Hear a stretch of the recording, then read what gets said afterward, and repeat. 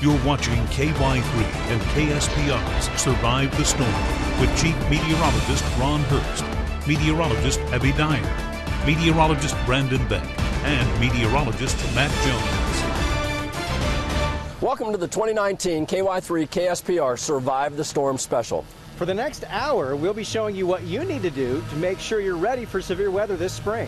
From wind to hail, lightning, flooding, and tornadoes, you and your family need to be prepared. From right here in Springfield to across the Ozarks, here's how you can survive the storm. One of the deadliest parts of severe weather that you probably don't spend much time thinking about is lightning. Missouri and Arkansas last year both had 2 lightning deaths. That ties them for 3rd place in most lightning deaths across the country. Of course, there are also lightning strike survivor stories, and one of those stories comes from right here on this farm in Marshfield. And it was sunny, about like this, a few clouds starting to roll in. You could see a front kind of coming back in that direction. From the south. But nothing to get excited about. 35 years ago, in this very spot on the family dairy farm, Doran Keeler and his brother-in-law, Fred Lamp, had just finished loading the final bales of hay for the day. Fred drove up to the barn across the creek. Doran doesn't remember much about the moment it happened, but he remembers his final job was to shut the wire gate. I grabbed it and went over there, and the lights went off. And then the next thing was I was kind of waking up. My ears were ringing. I do remember that part. I could see that he was laying down, face up, the gate kind of across him, and it just didn't look good. I got out and went over to him. I could tell he wasn't breathing, so it just took mouth to mouth, just one breath, really. Really? And he just, you know. Doran started breathing again. He just kind of laid there, and that's when I asked him, hey, you all right? And that's when he told me, well, my feet's hot. And that's when I looked down and steam just rolling off his shoes, you know, his boots. Other than those steaming boots, ringing ears, a cloudy mind, and no strength, Doran said he felt okay. Finally, this nurse comes in and says, we really don't know what we're doing because we've never had anybody survive a lightning strike before. And I'm like, well, that makes me feel real good. How long am I going to last? You know? His longest lingering effect was partial deafness in his left ear. It lasted for, I don't know, several years. And one morning I was feeding bottle calves in an old barn, and one of them bawled real loud, and that ear just opened right back up. I don't know. I guess the Lord is saying, well, you've been deaf in that ear long enough. Maybe you'll listen out of it now. One thing is for sure, Doran has certainly kept his sense of humor about his brush with nature's fury, especially about that mouth-to-mouth from his brother-in-law. My sister's told me for years that his kisses can wake the dead, and I know what you mean, sis. One's all it took. One's all it took. But when he gets serious, he thinks about what happened and why. I've been here another 35 years, and I'm going to be accountable for every one of them years. You know, whenever God came to Job, he came in a tornado, whirlwind, they call it. And sometimes God he has to say, hey, remember who I am and remember who you are. Here are a few things to keep in mind about lightning. The first is the popular saying, when thunder roars, go indoors. But if no shelter is available, crouch down low with as little of your body touching as possible. One of the most significant severe weather events to happen in the Ozarks was on July 19th here at Table Rock Lake, when severe winds whipped across the Ozarks. For most of us, the memories of that night will never fade. You can always tell in the dispatchers, the way they dispatch, just seeing these waves, unbelievable. Coming over Table Rock Dam that July night, first responder Mike Moore knew it was going to be bad. You realize very quickly the worst is already over. You are just there to kind of pick up what pieces that you can. These poor people.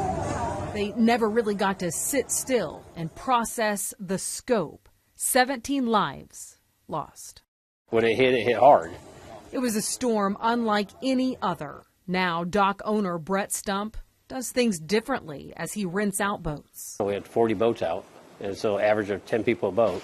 Working in bad weather is nothing new for Stump. He's been at it for about 3 decades. months, but never had he ever seen something quite like July 19th. No one would have guessed it hit with that much wind at that time. He has since added GPS trackers to his entire fleet, always hoping to make it to every person on the water. So I think it'll take it one more level where we can exactly know where everybody is to try to tell them where they can go to safety.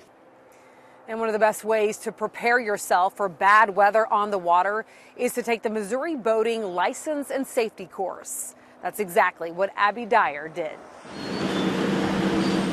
Anyone born after January 1st, 1984 is required to take the Missouri Boating License and Safety Course if they are going to operate a vessel on Missouri waters. I recommend all people take that course because sometimes it might not be a law as in how you meet another boater, but it's good educational information. The course covers how to watch the sky for changes and what to do if you get stuck in a storm on a boat. You can recognize bad weather by looking up in the sky and seeing if it changes from a bluebird day to dark clouds rolling in and you get a strong wind coming at you, that you probably should take notice of those changes in the weather condition and try to seek shelter. The drivers are overall responsible, but also the passengers can be aware of what weather is coming in and be paying attention. Mitch Shoup is the general manager at State Park Marina. He rents around 8,000 boats every summer. And while they are not required to do so by the state, they are always making sure their renters are aware of potential weather hazards before they go out. We're also looking at the weather and checking the weather. We don't want families to go out and have a bad experience. So if the weather's going to be bad, we're not going to send the boats out. If there are some pop-ups, whatever, we have everybody's cell phone numbers and stuff like that. We'll contact you, try to get you to come back in. If a storm pops up, I would always recommend to seek shelter than to ride out the storm. when in doubt, beach the boat. Just beach the boat. So if you are stuck out on the water and a storm arrives, number one, put on your life jacket. If you can't make it to shore or dock your boat, make sure that the front of your boat is pointing right into the waves at a 45-degree angle. That's going to keep your boat facing in the right direction so you don't take on any water. Another thing is make sure all of your passengers sit down and are in the center of the boat. This is where you're not rocking it, and make sure they all have a flotation device. Be responsible. Watch the weather. We are all watching the weather as well. Every captain, every manager here, we watch the weather all day long. We're obsessive over it. And part of that, too, is we want everybody to have a good time. We want everybody to have a good experience and be safe. Your safety on our area lakes is important to us. We are now going to start a new initiative working with our area marinas to come up with some safety information. It will be a sheet like this to place in rental boats, and for anybody that wants one that's going to be on the water, look for more information on this program later this year. Whether it's on the lake or on dry land, some of you take shelter while others don't.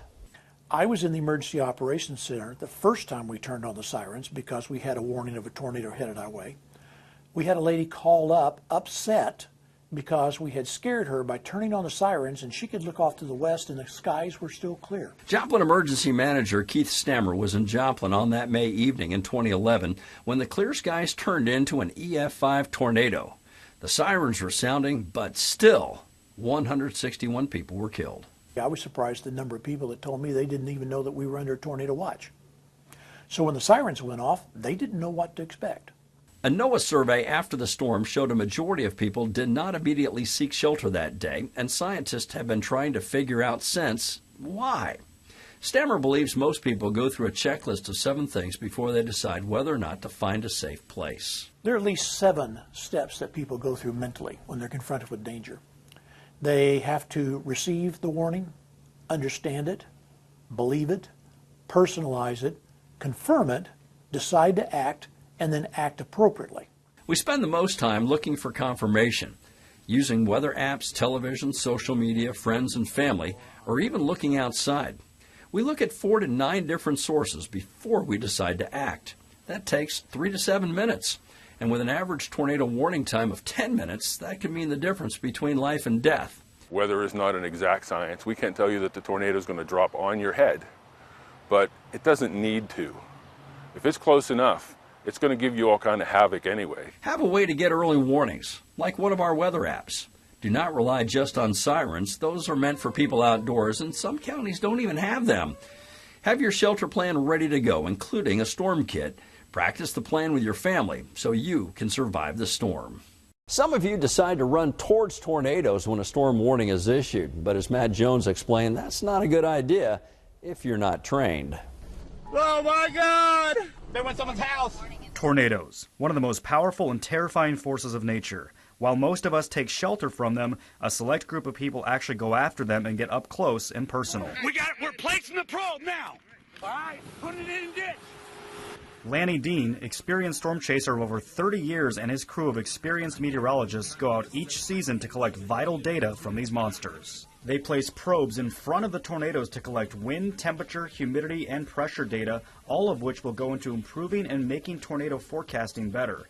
These guys know what they're doing and how to stay safe. But since starting his chasing career, Lanny has noticed some disturbing trends. The trend that I have seen over the years, from 1991 until now, is such an influx. We're talking probably 1,000% influx increase in chasers. Movies like Twister and shows like Storm Chasers on the Discovery Channel have caused the popularity of storm chasing to skyrocket in recent years. Imagine about 1,500 cars or 1,500 other chasers around that same storm. Leaves you little to no room for error or adjustments if you need to move, if you need to run, if you find yourself in a pickle. It leaves you hardly any room, and that can be scary, very scary at times. This overcrowding, also known as chaser convergence, is becoming common during chase season as more and more new chasers take up the hobby. Not only is this creating danger on rural roads, but many of these chasers are inexperienced, having little meteorology background. Take a storm spotting class. That would be the first thing that I would throw at anybody who's new at this and they want to get out it and do it by themselves. The second thing would be to go with somebody who's experienced. Make sure you never chase alone and always be aware of the road network around you, making sure you have an escape route. Remembering these things and getting educated on the storms you're chasing can help keep you safe should you decide to head out this next chase season. It's the one severe storm that costs Ozarks the most, flooding. Prior to the Joplin tornado, there were more people killed by flash flooding in southern Missouri than any other weather phenomena. The new plan to save lives at low water crossings, coming up on Survive the Storm. But first, what is the #1 natural disaster in the U.S.? The answer, flooding. What do you do if you're at home and a tornado warning is issued? The first thing, head downstairs. Head to the lowest level of the house to give you your best chance of survival and protection. Also, find an interior wall such as this. Crouch down very low. Get a pillow. Put that pillow over your head to protect yourself from any falling or flying debris. If you don't have a basement in your house, get into the bathroom immediately. This will offer you quite a bit of protection in a tornado. And to increase your odds of survival even more, get into the bathtub. The bathtub is anchored deep into the ground by the plumbing. It will withstand the winds of that tornado. Get into the bathtub, crouch down, cover your head with pillows that will protect yourself from any falling debris. Another good option for you if there's a tornado is to get inside an interior closet. Again, you want to make sure it's not connected to any outside walls. Get in the closet. That should offer you quite a bit of protection during that tornado. In the last 25 years, more than 80 people have died in flash flooding in the Ozarks. The vast majority of those drove into the water in their vehicles. In the Ozarks, flooding often occurs during nighttime thunderstorms. Dark, rainy conditions make it difficult to see the danger ahead. City and county road crews do their best to barricade trouble spots. It's a good deterrent if the public heeds that deterrence. We run into situations, however, where maybe folks will drive around the barricades or don't necessarily heed those warnings. 6 inches of water can reach the bottom of most passenger cars. 1 foot of water can float a small car. 2 feet of water can carry off most vehicles, including SUVs and pickups. The main rule for flooding safety is to never enter rapidly flowing water, either in a vehicle or on foot. If you get caught in the water, get out of your car immediately. Roll down or break the window and swim to shore, or hang onto a tree until rescue arrives. All of the experts agree the best advice for safety is to turn around, don't drown. Knowing which of the thousands of low water crossings in the Ozarks are flooded comes down to someone seeing and reporting them. Meteorologists at the National Weather Service hope to change that with a new program. As soon as we get all of these low water crossings, even the county level low water crossings cataloged into our systems, we will be able to then communicate that information to those emergency response personnel that are responsible for barricading those low water crossings. Using high-resolution mapping data from the United States Geological Survey, or USGS, runoff from rainfall in any given area can be traced. By knowing how the water will flow, the drainage area of any given low-water crossing can now be mapped. Put in rainfall data from Doppler radar and satellite, and it may be possible to predict what crossings will flood before they flood. But there are more than 3,000 low-water crossings just in the Missouri Ozarks. The 205 state highway crossings are complete, but the rest are on county roads and must be mapped and put into the system. Newton County has mapped their crossings and identified the ones most susceptible to flooding. Emergency Manager Charlotte Geller says the new program will give her an advantage. They can determine from particular watershed what's going to happen with each individual crossing. Should, in theory, let them allow us to notify us specifically, we anticipate this water crossing flooding prior to it actually flooding. The National Weather Service hopes that other counties will soon follow Newton County's lead until all low-water crossings in the Ozarks become part of the program. That's ultimately our goal. We want to keep people safe and give people specific information regarding flooding. Floodwaters have devastated many parts of the Ozarks over the past 10 years. The cost can be astronomical. Devastations to homes, businesses, and of course the loss of life can make it hard for a small town to move forward. But as Andrew Havranek reports, that's exactly what the city of Waynesville has tried to do for the last 6 years. Waynesville Mayor Luge Hardman looks over the Ruby-Doo Creek. Today the water is up. Recent rains have it slightly above its normal level. It's not an uncommon sight. I used to love sleeping in the rain. A good thunderstorm made me sleep so well. But since that morning in 2013, if it rains, I rarely go to bed. That August 2013 morning Hardman still loses sleep over was an uncommon sight for Waynesville. My police chief at 4 o'clock in the morning rang my doorbell, and the first words out of his mouth were, "Mayor, you need to come, we're in trouble." The Ruby-Doo had flooded as expected, but they had a bigger problem. The Mitchell Creek had also overflowed its banks. I would say the water was on its way to the top of this embankment. So right where we're sitting, right yes, where these rocks are. Yes. At some points, the road, this is called Eichard Road, and at some points that was covered. That flood claimed the lives of Jessica Lee and her 4-year-old son, Elijah. They were in their car when they passed a low-water crossing. How could that little car get through that little hole? And in fact, it did. It swept her and her son away. Aside from Jessica and Elijah's deaths, the 2013 floods cost the city of Waynesville $1.3 million in damages. So the city did a number of things they hope can prevent such a costly flood. They built bridges over low water crossings at Old H and Dyer roads, eliminating low water crossings from city limits. After being flooded, they moved the street department away from the Ruby-Doo so vehicles wouldn't be ruined in flash flooding.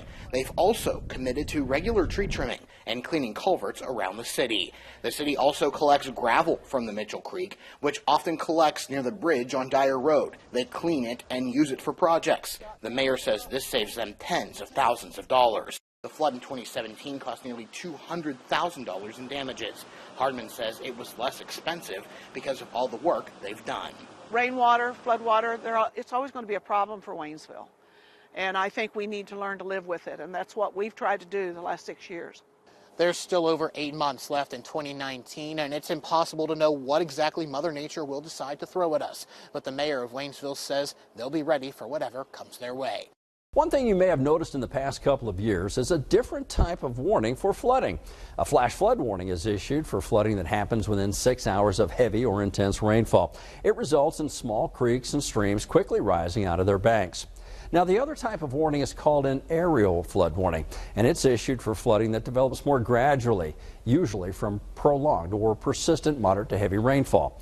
This results in gradual ponding or buildup of water in low-lying flood-prone areas, as well as smaller creeks and streams. The weather app has a lot of great features, but one of the most important is making sure your storm alerts are on. When you open the weather app, you'll go to the top left-hand corner and see these 3 white lines. Open that, make sure your location is set to follow me. That'll follow you whether you're at home, at work, or on vacation. Then click on the settings tab.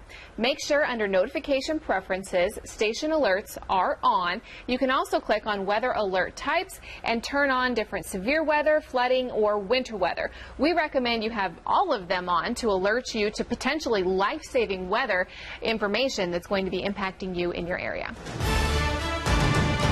Coming up, that's the sort of shift that we're seeing. Those are much more dangerous. Is Tornado Alley really shifting? Why, one researcher says it is. But first, how many states have experienced floods or flash floods in the past 5 years?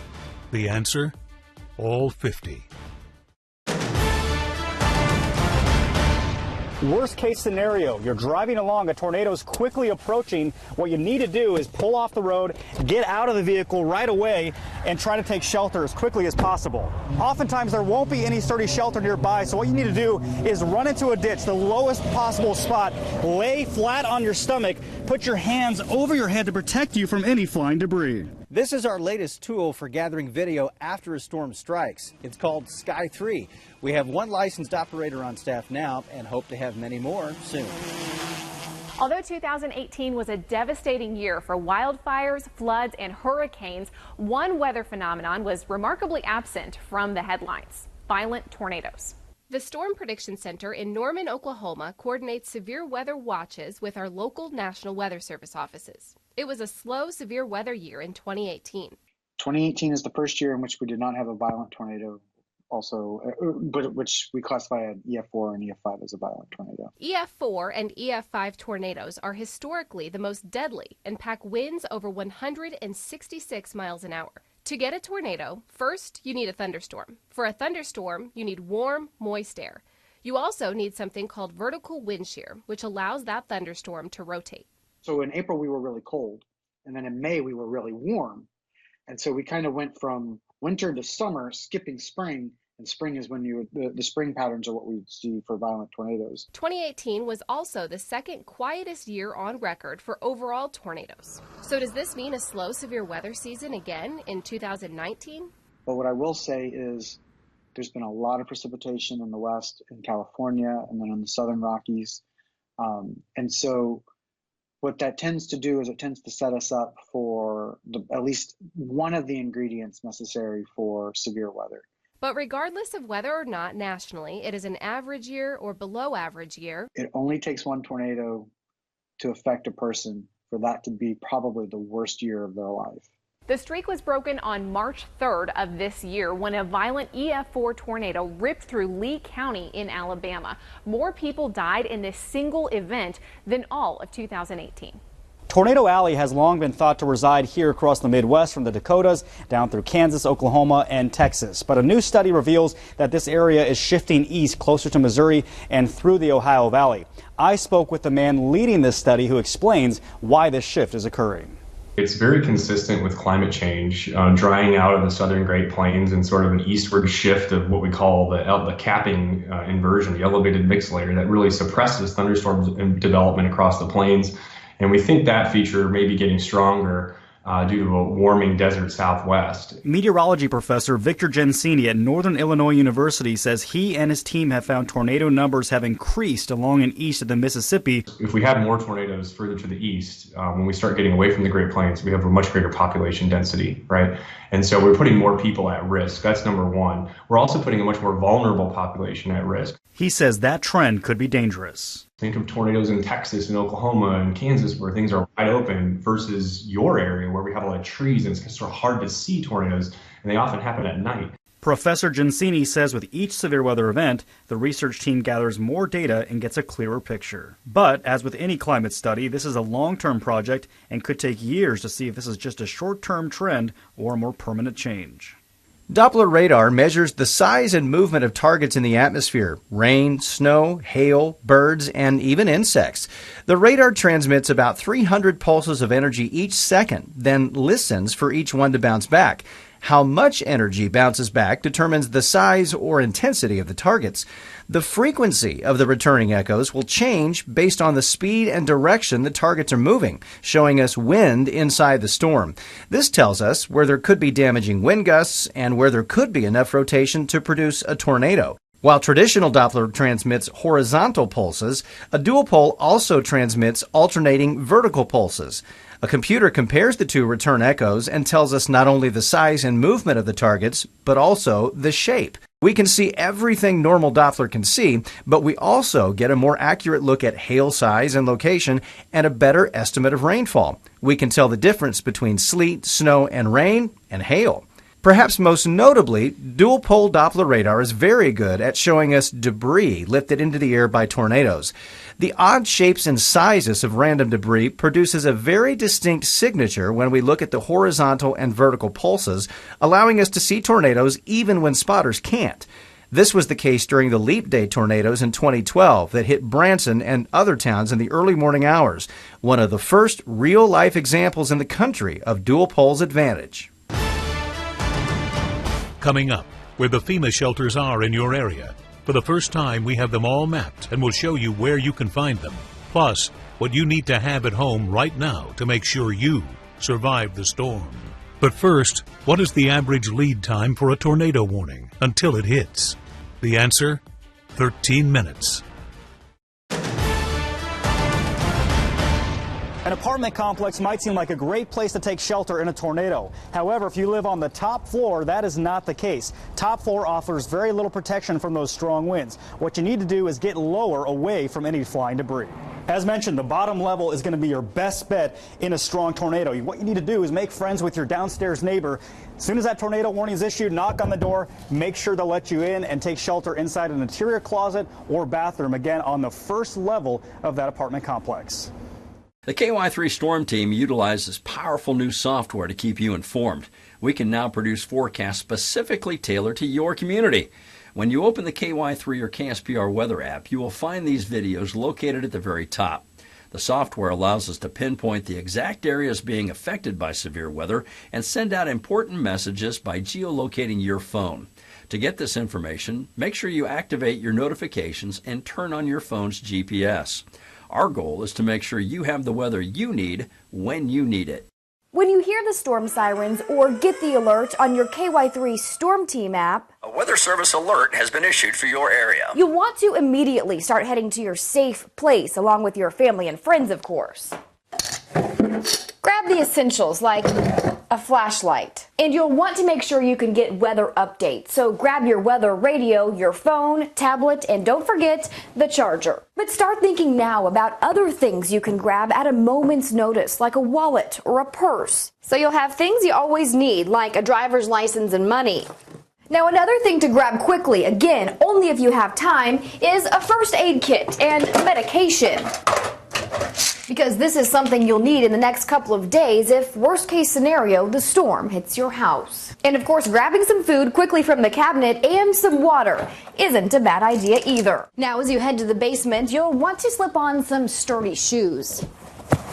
So by thinking ahead just a little bit, you'll have essential items with you so that you can wait out the storm in a safe and smart way. Thousands of you across the country help us forecast the weather by being trained severe weather spotters. Skywarn, a volunteer program, has 400,000 across the country.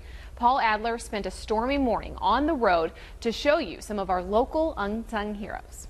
KD0 GTB monitoring. You've heard the cliche, keep your eyes peeled.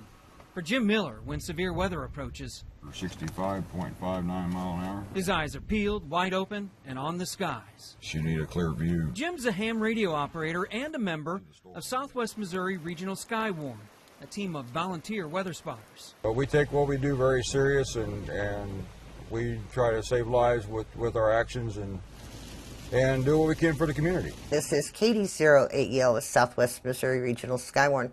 Those eyes in the field, ham radio connected to Patty Flowers. Two-car rollover close to Ebenezer. Patty talks to spotters in 37 counties. We provide, in severe weather, ground truth to Weather Service. Years ago, Patty saw this huge and deadly Andover, Kansas F5 tornado, and it scared her. Instead of getting trapped in nightmares, she faced severe weather head on. What can I do to be safe? And the more I experienced, the more I just got prepared to deal with it. I wasn't scared anymore. If I can share that with others, that's my hope. Now she shares information, serves others, and preaches safety to spotters. One very basic safety tip when you're spotting out in the field and you're parked, make sure these things are on. Your flashers, so you can be seen. We're very proud of our safety record. And each time a storm approaches, they're out there watching and hitting the airwaves with what they see. Yeah, I think spotters are kind of the unsung heroes. We do things as a courtesy. This is KD08EL with Southwest Missouri Regional Skywarn. You can find out about classes in our area by heading to the Survive the Storm section of our app or our website and click on the ham radio story for the list. We'll put a link to the classes in the Ozarks on our websites. Having accurate and timely weather information is awful vital in the Ozarks to fine-tune the forecast. KY3 and KSPR utilizes a volunteer network of weather watchers from across the Ozarks to obtain information. Weather reports are either called in daily or sent through a private chat group. Their daily reports include high and low and current temperatures along with rainfall, snow, ice, and fog. This information helps us produce a more accurate forecast. The KY3 and KSPR Storm Team Weather app have lots of features, but one of the most commonly used is the radar, so I want to give you a couple of pointers on how to use it most effectively. When you first open the app, under Map Box, kind of in the middle, you'll click that and up comes your radar. But important to know that down here where you see the 3 dots, if you click that, you have options. Under Storm Symbols, you can turn on and off lightning. And, of course, you can turn storm tracks on and off, so it tells you where storms are moving and how fast. And then under alerts, make sure that you have tornado and severe turned on, and that way it plots on the map. It's the best way to know where the storms are going and keep you and your family safe. Coming up, where the FEMA shelters are in your area, plus what you need to have at home right now to make sure you survive the storm. But first, myth or not? Lightning never strikes the same place or person twice. That's a myth. As a matter of fact, one park ranger, Roy Sullivan, has been struck 7 times, the most of anyone on record.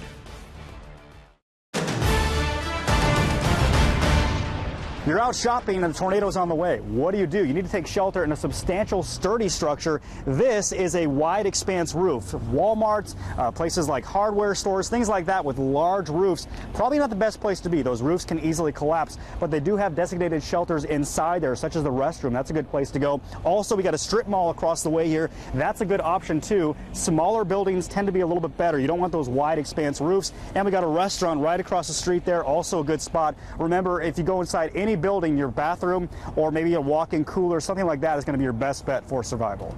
Many children get scared when they know storms are coming. So what can parents do? Well, Maria Diner talked to a child psychologist about ways to help kids be prepared. We were at the pool with my friends one day, and then out of nowhere, hail started coming from the sky, and a lot of wind started coming, and we had to get in the bathrooms. Okay, we're gonna need to go. I thought, well, we have about 10 more minutes, so we talked about getting out, and the girls were kind of watching the weather with me. We knew it was coming, but the wind was so far in front of the rain that it just was a sudden burst. Before we knew it, all our things were flying everywhere, and then the rain came on pretty heavy quickly after, and we were running for the pool house. She was crying while she was running to the pool house, so she was terrified. During the chaos to take cover, Emery couldn't find her mother. A lot of babies were crying, and everyone was running around, and it was just really scary because there's a lot of noise and wind. Ever since that day, she has struggled with anxiety about weather. Kids don't realize, a tummy ache may be a sign that they're anxious, or a headache is a sign that they're anxious. Dr. Ann Colvin is a child psychologist. She says it's important for parents to explain to kids what's happening in their body and why. The adrenaline rush is a normal protective response. I'm supposed to flee, I'm supposed to fight the danger, I'm supposed to do something, and so there's this overwhelming urge to react. During a storm, Colvin says parents need to stay calm, make eye contact while talking to your child, stretch together to relax the body. Playing with these things can help reduce anxiety. Colvin also says a simple sketch can help, like drawing the figure 8 over and over. She says there's something soothing about it that can help calm young children. Breathing exercises can also help. Good, deep, full breath. If only the top part of my chest is moving, then I'm taking a shallow breath. Shallow breaths are associated with that fight or flight response. I want to take good, deep, slow, and even breaths. One thing I think that helps Emery is just knowing that she's prepared. So we let her help put together the emergency kit and everything that we need in the storm shelter so she can see for herself. We have batteries, we have flashlights, we have water. Loud thunderstorms leave not only your children on edge, but even the four-legged members of your family. Lee Moody has steps you can take to keep your pets calm during the chaos. Scared pets will do all kinds of weird stuff when the storms start howling. Dog trainer Val Hewitt tackles those and other behavioral problems. In her weekly classes, she says you can start desensitizing your pet's storm stress before the sirens even start. A good way to do that is get storms playing on your phone and use some volume and have start with a lower volume and turn it up as time goes on. Get the dogs to the point where they can walk past it and you see natural body language coming out of them as they're hearing these noises. I suggest to people that crate train their dogs that during a storm to go ahead and might want to utilize the crate at that time. Put a blanket over the top of it. The crate is really intended to simulate a den. There are also all kinds of products that you'll find at any pet store meant to soothe and calm your animal down during storms. One of the big ones that people use is the Thunder Shirt. It's a very tight-fitting shirt that fits around these pressure points in the dog's body that actually physically calm the dog. These products are meant to do the same thing with ingredients like chamomile and lavender, everything from sprays and chews to special collars and treats. But if you try all that and the fear still persists, Val says it's time to see your vet for something stronger. They'll have obviously suggestions. You know, you can get off the shelf, or they might have something like a prescription or whatever that you can get for your dog. And I have had several people tell me that they ended up having to go to that, but it really helped. During severe weather, we use social media to collect your reports and your photos, but we also provide you with some important information that you're not going to find anywhere else. By following us on Twitter and Facebook, you'll get daily forecast videos, watches, warnings, advisories, and have access to us before and during impactful weather events. We're on social media to answer your questions about upcoming weather events and will provide you with live coverage when the weather turns bad. The Ozark Plateau covers nearly 47,000 square miles and stretches from extreme southeastern Kansas and Oklahoma through much of Arkansas and Missouri. It is the largest highland region between the Appalachians and Rockies, and at its highest point reaches an elevation of just over 2,500 feet. Each year during severe weather season, viewers reach out to the storm team asking about this terrain feature and if it actually protects Springfield from tornadoes. When it comes to the Ozark Plateau, it does not make much of a difference. Thunderstorms extend 50, 60,000 feet high, and they really don't care what's going on underneath them. So yes, it is a myth that tornadoes won't cross the plateau. Over the last few decades, we have seen several long-track and violent tornadoes cross over the plateau, proving that this terrain feature really has no impact. Before the storm hits, there are a few things you need to do right now to be ready for it. We take you step by step what to record now so you can have everything you need to survive the storm. But first, on average, how many tornadoes actually happen in an area that had a tornado warning issued? 80%. If you live in a mobile home park and a tornado is approaching, unfortunately, there's really no good option for you. You need to get out of that mobile home as quickly as possible. Mobile homes really aren't built to withstand tornadoes. A lot of times, parks like this will have a community storm shelter for you to go in, so make sure you're close to that. Make sure you can get there fast enough. If not, you can find a nearby sturdy shelter to take cover from the tornado. Some counties have FEMA-approved shelters, while others don't. Even those that do won't advertise where they are. Caitlin Sinnett explains why that is. This is the only storm shelter in all of Boone County, Arkansas, here in Harrison. In 2016, the county got a grant to get a storm shelter for the Boone County Health Department. Part of it paid for by a FEMA grant. The county paid for the concrete, and they came and installed the shelter. But it's not really open to everyone and anyone, just people nearby. So if there was a storm, all the patients, staff, anybody that was visiting, and, you know, the community could come to it. The Boone County 911 director says adding more FEMA shelters is a catch-22. The cost of them, getting the grants for them, there's several reasons. If you had it, where would you locate it at? I mean, how can you get everybody there at one time?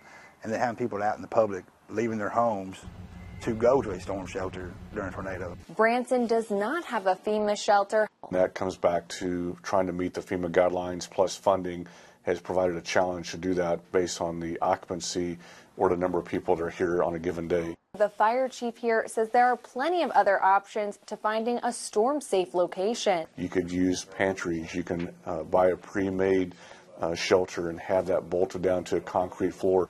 You can apply for a FEMA tornado shelter grant, but there are several rules. For more information and to see a complete list of FEMA shelters in the Ozarks, head here to KY3 or KSPR.com. Click on Survive the Storm and this story. When severe weather hits, we have at least 2 meteorologists here in the Weather Center monitoring what's happening, and sometimes 3, 4 if it's really bad. One will watch radar, look through the warnings and watches from the National Weather Service, and look through reports from emergency managers and storm spotters across the Ozarks. That meteorologist will also watch the weather on our 13 tower cameras we have in place throughout the area, and is in charge of going on air with updates as soon as we have them. Sometimes that means wall-to-wall coverage. The other meteorologists on duty will do live hits with our radio partners about the storm, monitor photos and videos coming into the Weather Center from you, the viewers, look through social media reports, and help with Facebook Live on our KY3 Storm page. They'll also tape and target special videos just to your phone in your area through our 2 weather apps. There are some things you need to do just around your house before the next storm hits. Start by making a list of all the big ticket items in your home. This will also be good to have in case your house is burglarized. As you make your list, make sure that you include serial numbers on things like your TV. They can be found right here on the back. Now, in addition to your list, you're also going to want to have electronic documentation of all the things in your house. So go around to each room and take pictures. And taking good video of all the rooms is a good idea too. And don't forget to get snapshots of valuable things that might be hidden in boxes, like jewelry. Now, of course, all of your pictures and video will be on your phone, but you'll also want to take a picture of your list and put all of that on a safe site on the internet like the cloud. Now you'll have all of this important information saved, no matter what the storm throws your way. The weather across the Ozarks can be gorgeous and it can be ugly. And in either case, we love to get pictures and especially video from you. You can submit that to us right through the weather app. But a word of caution. Nobody watches their TV with it turned on its end. So when you send video, we want it to be recorded this way. It's easier to hold your phone vertically, but if you turn it sideways, it'll fill the TV screen a whole lot better. After the storm hits, there are things you need to watch. How to avoid getting scammed, coming up next. But first, myth or not, lightning always strikes the tallest object. That is a myth. Lightning will strike the best conductor of electricity, even if it's not the highest point.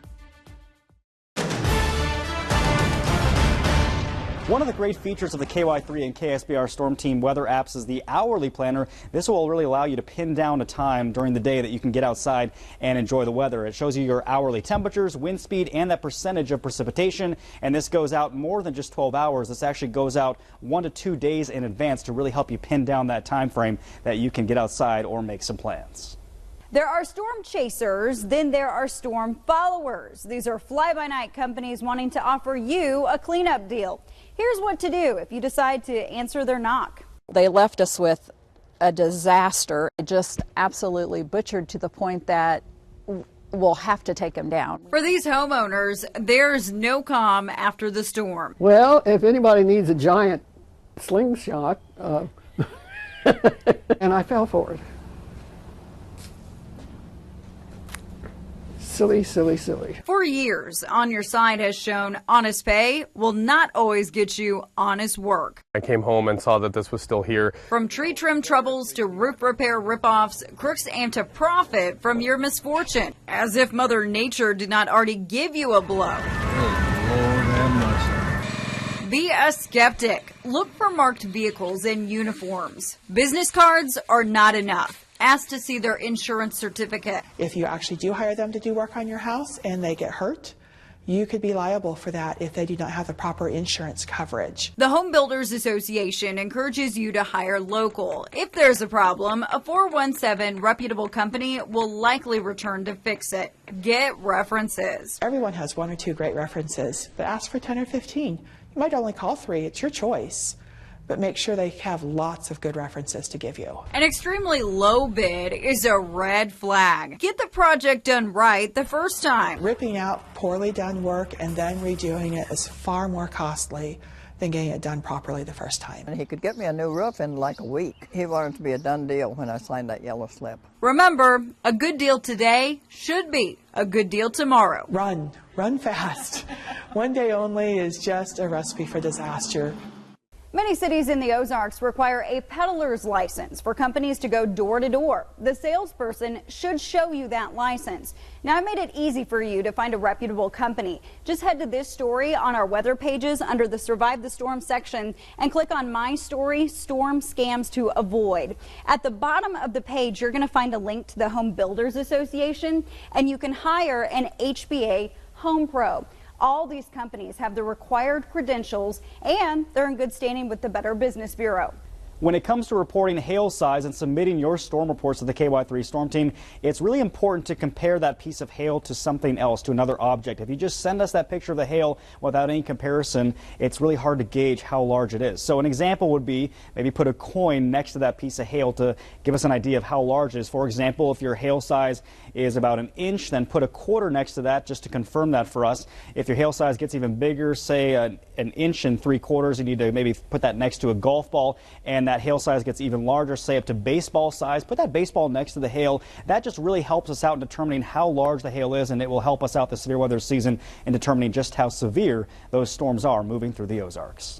Hello, I'm Steve Grant. There are 2 great ways to find out the weather that's going on in your area. One is the conventional way by phone.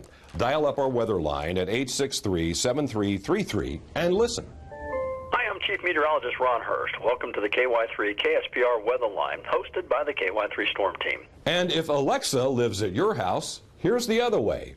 Alexa, what's the Springfield news? From KY3 News. A strong south wind will bring us up into the upper 60s to around 70 degrees for highs this afternoon. And that's 2 ways you can survive the storm.